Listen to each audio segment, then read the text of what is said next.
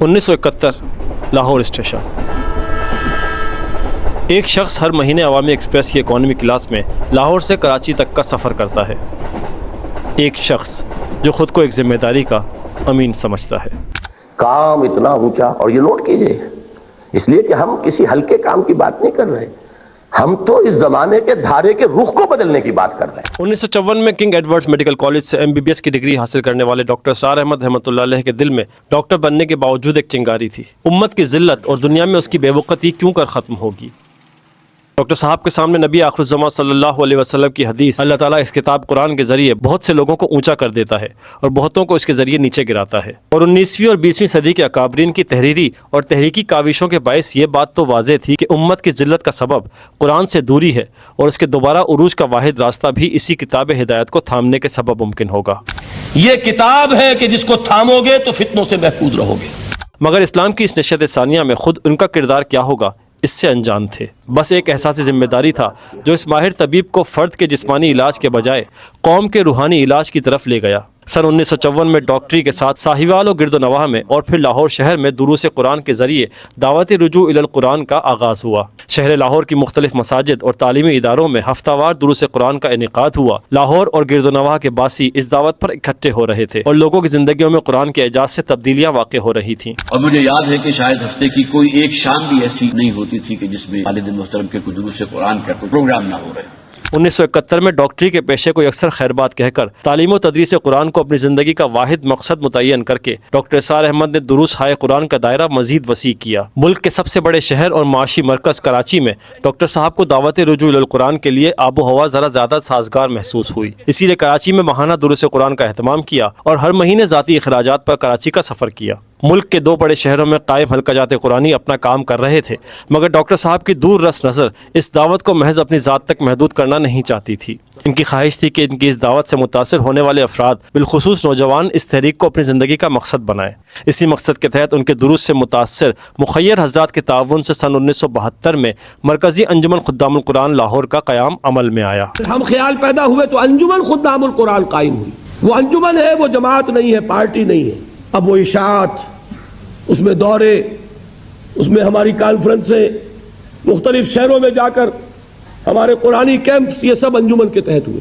انجمن کے قیام کے ساتھ ہی ڈاکٹر صاحب نے لاہور میں ایک عدد قرآن اکیڈمی کے قیام کی کوششیں شروع کر دیں۔ اس اکیڈمی کے قیام کا مقصد تحریک رجوع الی القرآن سے جڑنے والے دنیاوی تعلیم یافتہ افراد بالخصوص نوجوانوں کو دینی علوم بشمول عربی گرامر سے اس قدر روشناس کروانا تھا کہ وہ معاشرے میں اپنی اپنی سطح پر اپنی اپنی استطاعت کے مطابق داعی قرآن بن سکیں، اور خود قرآن اکیڈمی اور انجمن کے لیے ایسے افراد کار میسر آ سکیں جو ڈاکٹر صاحب کی طرح کل وقتی بنیادوں پر تعلیم و تعلم قرآن کو اپنی زندگی کا مقصد و محور بنا سکیں۔ ڈاکٹر صاحب کا یہ خواب بھی بفضل باری تعالیٰ 1976 میں بایہ تکمیل کو پہنچا، اور یوں ماڈل ٹاؤن لاہور میں تحریک رجوع الی القرآن کا پہلا دار ارقم وجود میں آیا، اور ایک قرآن اکیڈمی قائم کی کہ اسی دعوت کو پیش کرنے کے لیے نوجوانوں کی ایک کھیپ تیار ہو جائے، اس لیے کہ ایک جناب بھاڑ کو نہیں پھوڑ سکتا، تیار ہو جانی چاہیے ایک ٹیم کے جو اس فکر کو لے کر پھیل جائے ہمارے معاشرے۔ قیام کے ساتھ ہی قرآن اکیڈمی میں قرآن فہمی پروگرام کا آغاز ہوا۔ یہ کورس دنیاوی تعلیم یافتہ افراد کی دینی تعلیم و تربیت کو مد نظر رکھتے ہوئے بنایا گیا تھا۔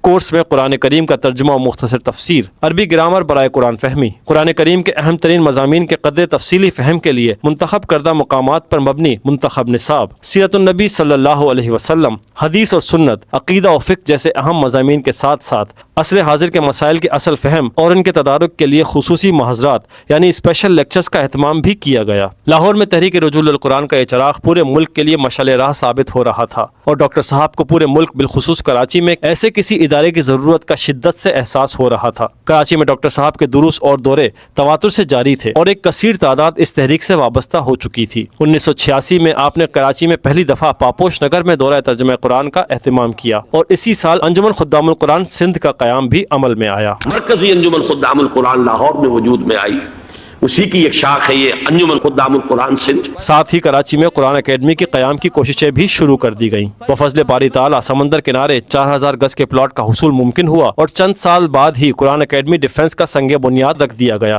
انجمن کے قیام کے محض 5 سال بعد 1991 میں ڈاکٹر صاحب نے قرآن اکیڈمی ڈیفنس کی جزوی تعمیر شدہ عمارت میں دورہ ترجمہ قرآن کی سعادت حاصل کی۔ اسی سال کراچی میں بھی 1 سالہ قرآن فہمی کورس کا آغاز ہوا۔ اور میرے نوجوان ساتھی، آج میں بہت مطمئن ہوں کہ میں یہ سمجھ سمجھتا ہوں کہ کم سے کم 25-30 نوجوان جو اعلیٰ تعلیم یافتہ نوجوان ہیں، ان میں MBBS ہیں، ان میں BDS ہیں، ان میں سول انجینئرز ہیں، ان میں PhDs ہیں، کہ جنہوں نے اس تعلیم و تعلم قرآن کو جو ہے جس طریقے سے اللہ نے مجھے توفیق دی، اسی نہج سے اب اس کام کو آگے بڑھانے کے اللہ تعالیٰ نے ان کو بھی اس کے لیے قبول فرما لیا ہے۔ 90 کی دہائی میں کراچی بدترین بدامنی کا شکار تھا، اس کے باوجود سمندر کنارے واقع درسگاہ شہر بھر سے آنے والے طلبہ کے لیے کسی نعمت سے کم نہ تھی، اور ہر سال طلبہ کا اضافہ ہو رہا تھا۔ 90 کی دہائی میں اکیڈمی کی ضروریات کے پیش نظر مکتبہ اور شعبہ ملٹی میڈیا جیسے نئے شعبہ جات کا بتدریج اضافہ کیا جاتا رہا۔ 1998 میں ڈاکٹر صاحب نے اسی عمارت میں اپنا تاریخی دورہ ترجمہ قرآن ریکارڈ کروایا، جسے آج بھی لاکھوں افراد بیان القرآن کے نام سے YouTube، USB اور کتابی شکل میں دیکھتے، سنتے اور پڑھتے ہیں۔ اسی دورے کی ریکارڈنگ سے آج بھی انجمن خدام القرآن میں تعلیم حاصل کرنے والے طلبہ و طالبات مستفید ہوتے ہیں۔ تحریک رجوع القرآن میں 1 سالہ کورس کے ساتھ ساتھ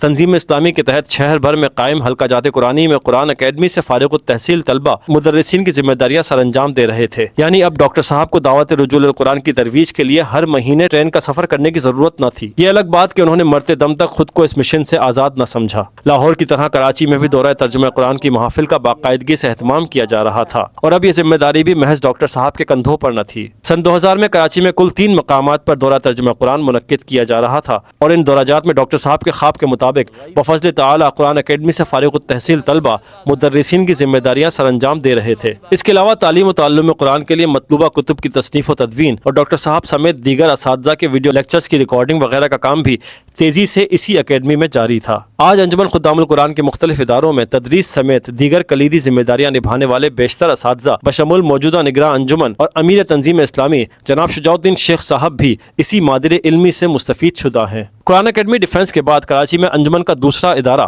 قرآن مرکز کورنگی قرار پایا۔ 1995 میں کورنگی کے علاقے زمان ٹاؤن میں قائم مسجد طیبہ سے متصل 1200 گز پر محیط ایک پلاٹ پر جزوی تعمیر کے ساتھ ہی شارٹ کورسز اور دروس ہائے قرآن کے حلقہ جات اور بچوں کے لیے حفظ و ناظرہ کا اہتمام کیا گیا۔ سن 2000 سے 2010 تک کا عرصہ انجمن کے مراکز کی تعداد میں اضافے کے اعتبار سے بہت اہم ثابت ہوا۔ سب سے پہلے سن 2005 میں انجمن کا تیسرا مرکز اور دوسری اکیڈمی بننے کا اعزاز قرآن اکیڈمی یاسین آباد کو حاصل ہوا۔ قرآن اکیڈمی ڈیفنس چونکہ شہر کے مرکز سے قدرے فاصلے پر تھی، ایسے میں شہر کے بیچوں بیچ قریباً 2000 گز کے پلاٹ کا حصول کسی نعمت سے کم نہ تھا۔ سن 2005 میں قرآن اکیڈمی یاسین آباد کی جزوی تعمیر شدہ عمارت میں جب 1 سالہ رجوع الی القرآن کورس کا آغاز ہوا تو شامل ہونے والے حضرات و خواتین کی تعداد متوقع تعداد سے کہیں زیادہ تھی۔ پہلے بیچ میں تقریباً 200 مرد اور 300 خواتین نے داخلہ لیا۔ قرآن اکیڈمی یاسین آباد میں پہلے دن سے آج تک الحمدللہ طلبہ کے داخلے کی تعداد اسی تناسب سے رہی ہے۔ قرآن اکیڈمی ڈیفنس کی طرح یاسین آباد میں بھی وقتاً فوقتاً مختلف شعبہ جات کا اضافہ ہوتا رہا۔ قرآن اکیڈمی یاسین آباد میں بیرون شہر و ملک سے آنے والے طلبہ کے لیے دارالاقامہ یعنی ہاسٹل کی سہولت بھی موجود ہے۔ قرآن اکیڈمی یاسین آباد کے قیام کے اگلے ہی سال سن 2006 میں قرآن انسٹیٹیوٹ جوہر کا قیام بھی عمل میں آیا۔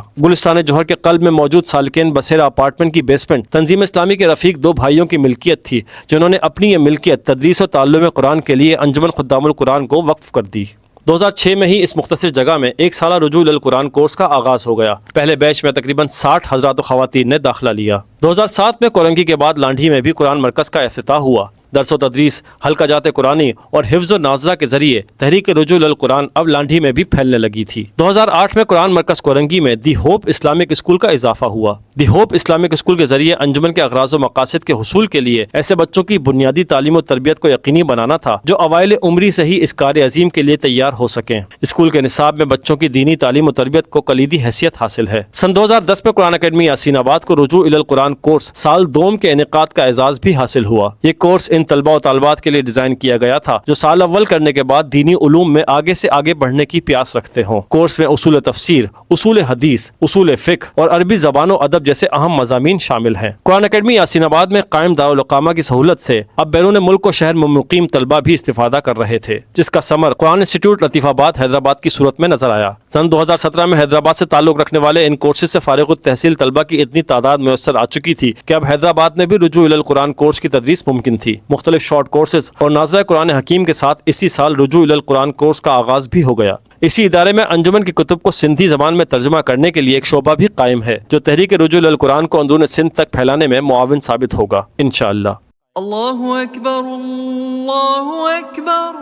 قرآن اکیڈمی ڈیفنس، قرآن اکیڈمی یاسین آباد اور قرآن انسٹیٹیوٹ گلستان جوہر میں مساجد بھی قائم ہیں جہاں قریباً 500 سے 5000 نمازیوں کی گنجائش ہے۔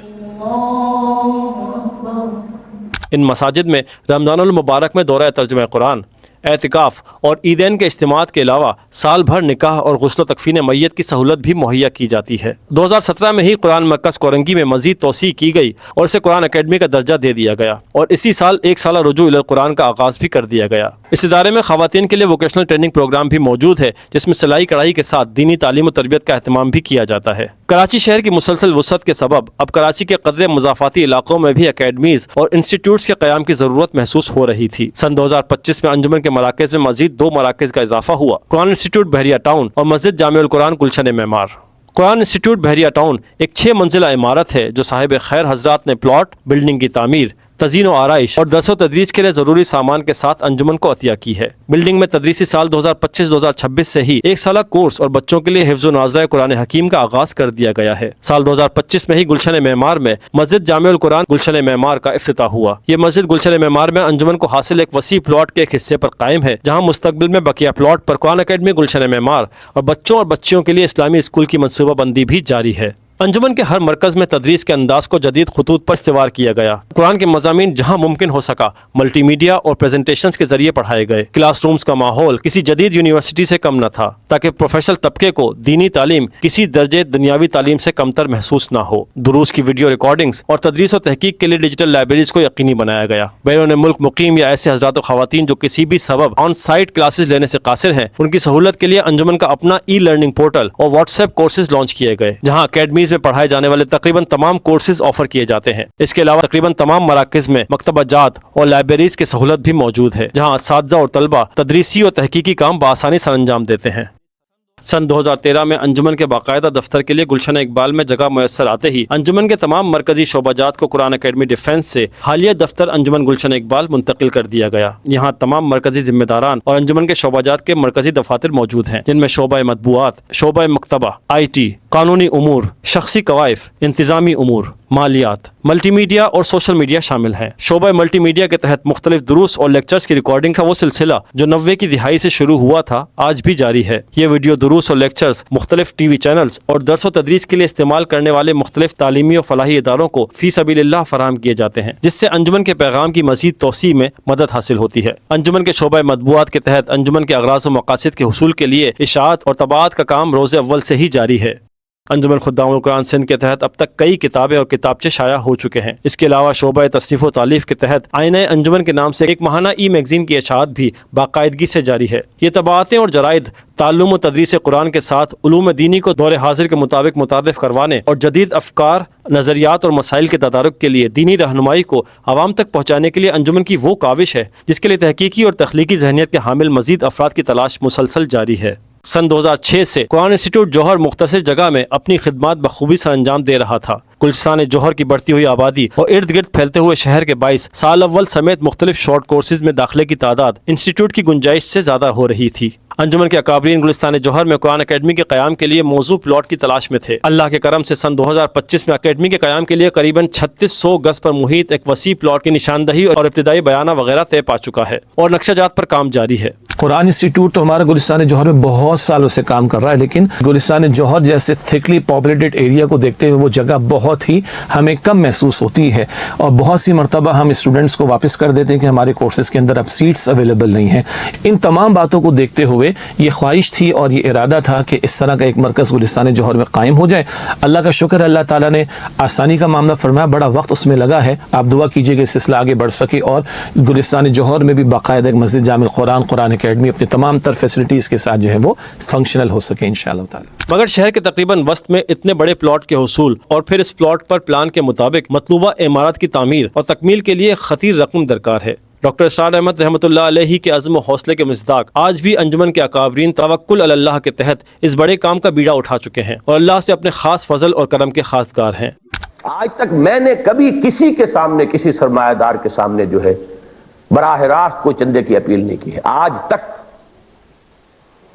ये वही लोग हैं कि जो इस दावत से मुतासिर हुए, इनके सामने इस काम की अहमियत आई है।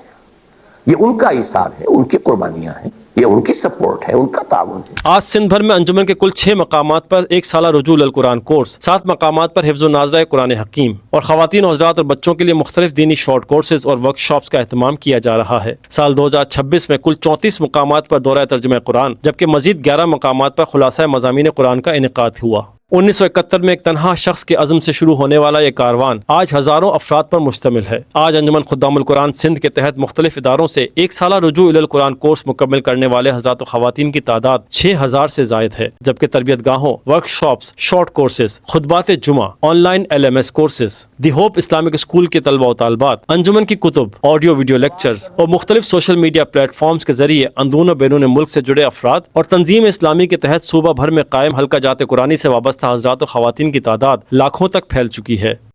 اس میں جس حد تک میری صلاحیت تھی وہ میں اللہ کے فضل سے کر چکا، اب یہ اگلی نسل کو شفٹ ہو رہا ہے، اور یہ بھی میں سمجھتا ہوں اللہ تعالیٰ کا مجھ پر بہت بڑا فضل ہے کہ میرے دونوں کام جو ہیں میری زندگی میں میری آنکھوں کے سامنے میری اگلی نسل سنبھال رہی ہے۔ ایک میرے مانوی اولاد ہے، اب اللہ کے فضل و کرم سے میں 100 کہا کرتا تھا، اب میں سمجھتا ہوں سینکڑوں ایسے لوگ موجود ہیں، نوجوان، ان میں ڈاکٹرز بھی ہیں، ان میں انجینئرز ہیں، ان میں فلاسفرز ہیں، بلکہ یہ کہ میں محسوس کرتا ہوں کہ کراچی اس سلسلے میں لاہور پر بازی لے گیا۔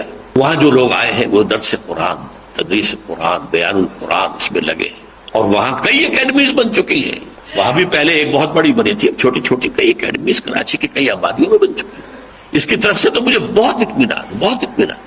میں اکیلا ہی چلا تھا جانب منزل، مگر لوگ ساتھ آتے گئے اور کارواں بنتا گیا کہ مصداق۔ یہ باعث مسرت تو ہے لیکن منزل ابھی دور ہے۔ گزشتہ ربع صدی میں کفر و الحاد کی الغار نے حق و باطل کی سرحدیں دھندلا دی ہیں اور امت کے حوصلے پست ہوتے جا رہے ہیں۔ موجودہ نسل بدترین فتنوں سے دوچار ہے۔ روایتی اور ڈیجیٹل میڈیا اور یونیورسٹیز اور کالجز میں سکھایا اور پڑھایا جانے والا نصاب اور غیر نصابی سرگرمیاں جو غیر اسلامی بھی ہیں، ہماری موجودہ نوجوان نسل کے ایمان اور عمل کا وہ عظیم امتحان ہے جس سے شاید ان سے پہلے آنے والی نسلوں کا کبھی سامنا نہیں ہوا۔ ایسے میں ڈاکٹر اسرار احمد رحمۃ اللہ علیہ کی یہ دعوت رجوع القرآن طوفان نوح میں کشتی کی مانند ہے۔ اس کار عظیم میں جس طرح کفر و الحاد اپنے تمام وسائل و ذرائع کے ساتھ پرسر پیکار ہے، امت کے بھی باشعور اور فکر مند طبقے کو اپنی تمام صلاحیتوں اور ذرائع کے ساتھ اپنا اپنا کردار ادا کرنا ہوگا۔ یہ اپنی سی چالیں چل رہے ہیں، اللہ بھی اپنی چالیں چلے گا، اور اللہ سے بہتر چال کس کی ہوگی؟ دنیا کو ہے پھر مار کا روح و بدن پیش، تہذیب نے پھر اپنے درندوں کو ابھارا، اللہ کو پامر دیے مومن پہ بھروسہ، ابلیس کو یورپ کی مشینوں کا سہارا۔ اے اللہ، اس دعوت کو دوام عطا فرما، اس کاروان میں اخلاص و استقامت پیدا کر اور ہمیں اپنے کلام کے فہم اور اس کے تقاضوں پر عمل کرنے والوں میں شامل فرما۔ آمین یا رب العالمین۔